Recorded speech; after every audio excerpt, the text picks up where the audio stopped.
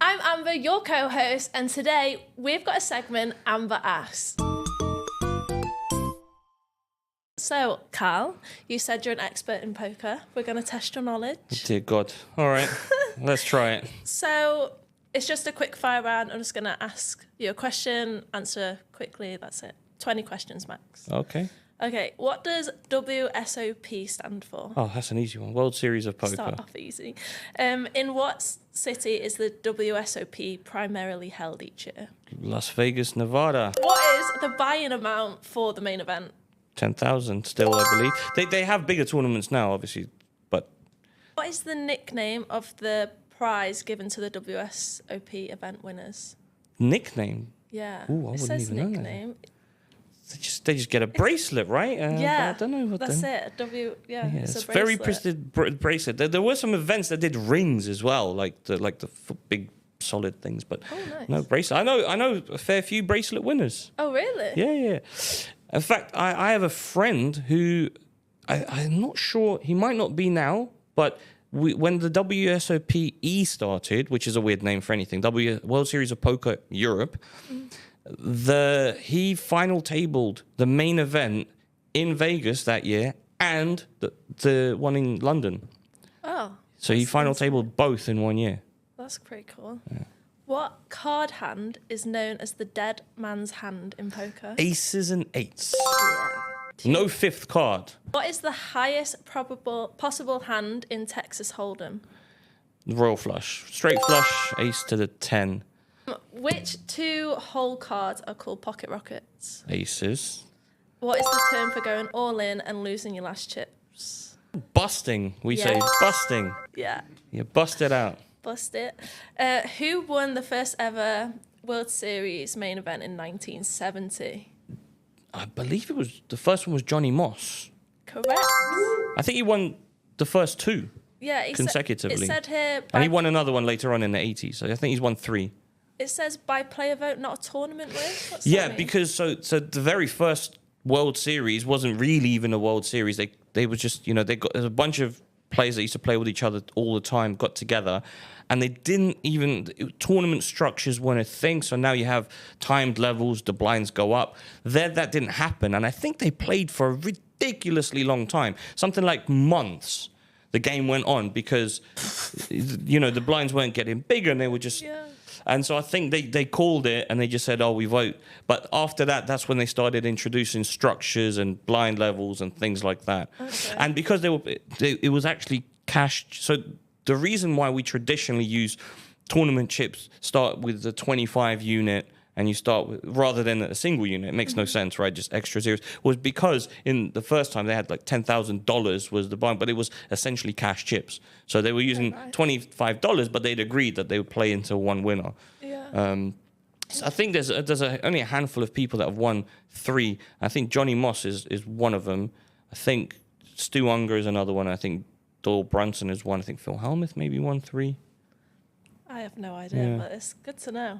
You said you weren't good with history. Old history, like the last 10 years, I couldn't tell you any one winner from the last 10, 15 years. Well, we're going to turn it up a notch now. So, what famous poker player has won the most bracelets? Bracelets? Wow. I probably don't know. They've on the high end, they've all won loads. So Phil Hellmuth has won 17 bracelets as of last year. Probably sounds about right, yeah. What major casino hosted the World Series of Poker before it was moved to the Horseshoe Las Vegas in 2022? So it was it started in Benny Binion's way back when, in the 70s. And then was it the Rio or something for a long time? Yeah, Rio All Suite Hotel in Casino. Yeah. What is the term for when a player bluffs their way to a win? It's not bluffing? Yeah, running a bluff or pulling off a bluff is the Pulling question off in the a answer. What was Chris Moneymaker's major contribution to the World Series history in 2003? I think he won the biggest ever first prize, if I'm not mistaken. Yeah, he won... 12 million or something was his? It says he won the main event after qualifying for an online $86 satellite, sparking the poker boom. Yeah. So satellites are when you have a tournament where the prize isn't money, it's a ticket to a bigger tournament or another tournament. So it allows players to get into really high-end tournaments for small money. So before that, you'd need $10,000 to buy into the main event, whereas now you could win a satellite for $100 that gets you a ticket, or usually a package now, which flights and everything included, to the main event, meaning it's more accessible and anybody can do it. That's interesting.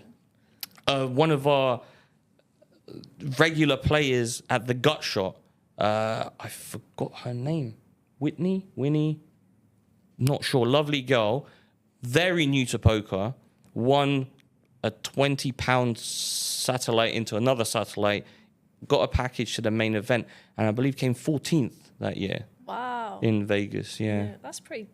For £20 Yeah. or something.